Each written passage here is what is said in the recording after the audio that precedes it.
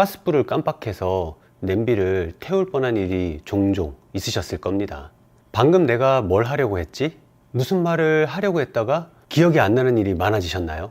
갑자기 기억력이 훅 하고 떨어지는 게 걱정이 되실 텐데요. 사실 기억이 잘 안 나고 점점 잊어버리는 건 자연스럽게 나타나는 현상입니다. 그런데 심리학적으로도 쉽게 기억력을 높이는 방법이 있다고 하는데요. 영상을 보시고 따라해 보신 후 기억력이 고민인 친구분들한테도 적극 공유해 보세요. 안녕하세요. 건강 되찾기 프로젝트 최태선입니다. 기억력 저하는 치매랑은 다릅니다. 뇌에서 기억력을 담당하는 해마 손상이나 뇌혈관 문제로 오는 치매랑은 완전히 다른 이야기예요. 내가 방금 뭐 하려고 했더라? 무슨 말하려고 했었는데.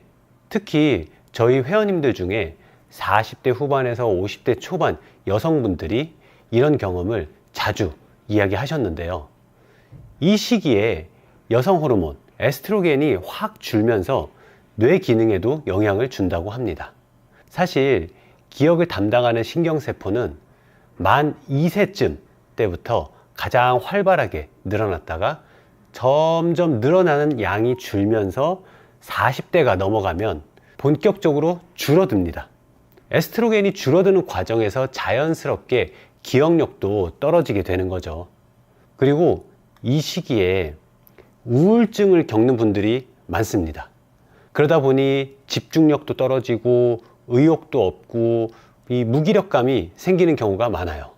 그런데 우울증을 잘 관리를 해주면 기억력이나 인지 기능도 같이 좋아지는 경우가 많다고 합니다. 기억력 저하가 느껴진다면 제가 알려드리는 5가지 개선 방법 중에 2가지만이라도 해보세요. 기억력도 좋아질 거예요. 첫 번째, 좋아하는 친구 또는 지인에게 전화를 해보세요. 일부 연구에서는 단 10분 정도만 대화를 나눠도 기억력이 좋아질 수 있다는 사실도 밝혀졌습니다.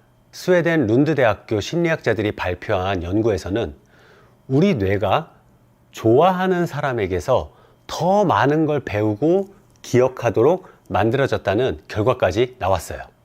그러니까 오늘 지금 좋아하는 친구나 지인에게 전화를 한 통 걸어보는 건 어떨까요? 바쁠 거라고 먼저 상상하지 말고 그냥 통화를 클릭해 보세요. 할 말이 없다면 그냥 안부 전화했어 라고만 해보세요. 2번째, 새로운 언어 배우기. 뭔가 새로운 걸 배우면 뇌가 자극받아서 새로운 연결이 더 활발해진다고 합니다. 이 과정이 바로 인지 예비능을 높여주는 건데요. 쉽게 말해서 인지 예비능은 나이가 들어도 뇌 손상을 잘 이겨내는 힘을 키워준다는 겁니다.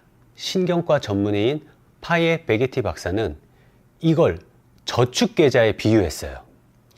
저축이 갑작스러운 지출 충격에서 우리를 보호해 주듯이 인지 예비능도 기억력 저하로부터, 뇌의 충격으로부터, 뇌의 질병으로부터 뇌를 보호해 준다는 거죠.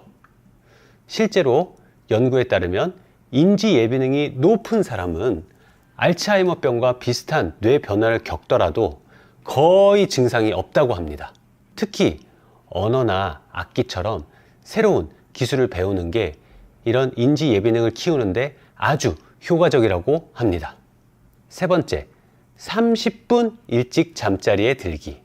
누워서 스마트폰을 보지 않는다면 가장 쉬운 방법이 아닐까 합니다. 수면이 기억력과 뇌 건강에 정말 중요하다는 거 다들 알고 계시죠?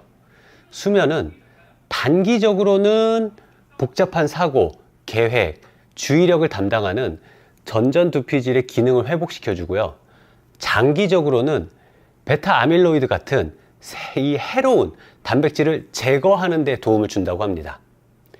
이런 단백질들이 제대로 정리되지 않으면 뇌에 쌓이고 알츠하이머 같은 질환의 원인이 될 수 있거든요. 잠을 잘 못 주무시는 분들이 많은데요. 제가 불면증의 원인과 해결할 수 있는 방법을 올려드렸으니 시청해 보세요. 4번째, 자연 속 산책 즐기기. 2020년에 프론티어즈 인 사이콜로지라는 저널에서 자연에서 단 10분 동안 앉아만 있거나 걷기만 해도 심리적, 생리적 지표가 크게 개선이 되는 결과가 나왔습니다. 자연 속에서 시간을 보내면 스트레스와 관련된 호르몬인 코르티졸 수치를 낮춰준다고 해요. 그러니까 지금 가까운 공원에서 산책 한번 해보세요.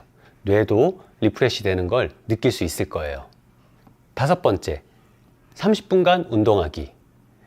요즘 현대인들은 산소를 제대로 못 마시는 경우가 많습니다. 그러니까 반대로 말하면 이산화탄소를 더 많이 마신다는 건데요. 출퇴근 버스라던가 회사 안, 그 다음에 지하철처럼 사람들이 붐비는 공간에서 숨이 턱턱 막히는 경험, 약간 이렇게 졸리는 경험 다들 경험해 보셨죠? 산소가 충분히 공급되지 않아서인데요. 뇌과학자 박문호 교수님은 나이가 들어도 운동을 하면 해마의 과립세포가 80세에서 90세까지 계속 생성된다고 말씀하셨습니다. 그 세포의 에너지원이 바로 산소인데요. 산소를 충분히 공급하려면 산소가 많은 장소에서 뛰거나 숨을 헉헉거리면서 들이쉬고 내쉬는 게 중요합니다. 그리고 이걸 위해 폐활량을 키우는 게 핵심이에요. 폐활량을 높이려면 중강도 운동을 꾸준하게 해줘야 합니다. 빠르게 걷기나 러닝 또는 계단 오르기처럼 근력과 심폐력을 같이 쓰면서 하체 근육을 단련하는 거죠. 운동을 할 때는 딱 3가지만 기억하세요. 첫 번째, 매일 또는 주 4에서 5일은 할 수 있어야 합니다.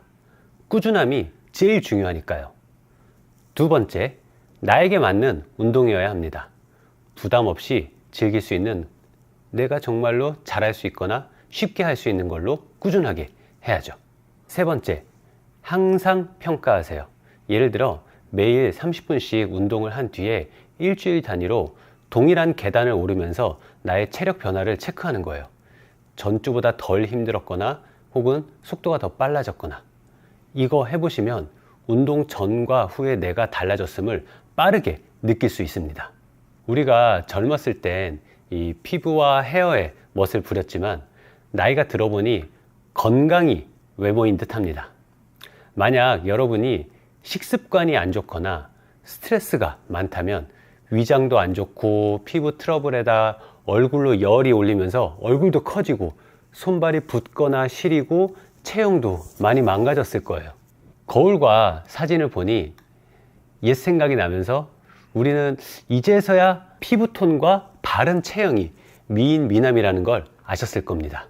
피부는 내장 건강에 달려있고 체형은 몸 순환이 건강하게 잘 되어야 하고 그리고 잘 먹고 잘 자고 잘 움직이는 순리를 지켜줘야 하죠.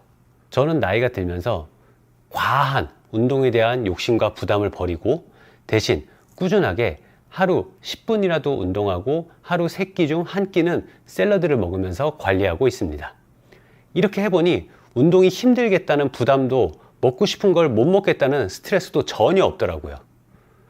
새해가 밝았으니 새로운 마음가짐으로 한 가지씩 해보세요. 오늘 갖게 되는 성취감이 쌓여서 이번 주, 다음 주, 매주 달라지는 내 모습과 주위의 목소리를 듣게 되실 겁니다. 그럼 오늘도 시청해 주셔서 감사하고요.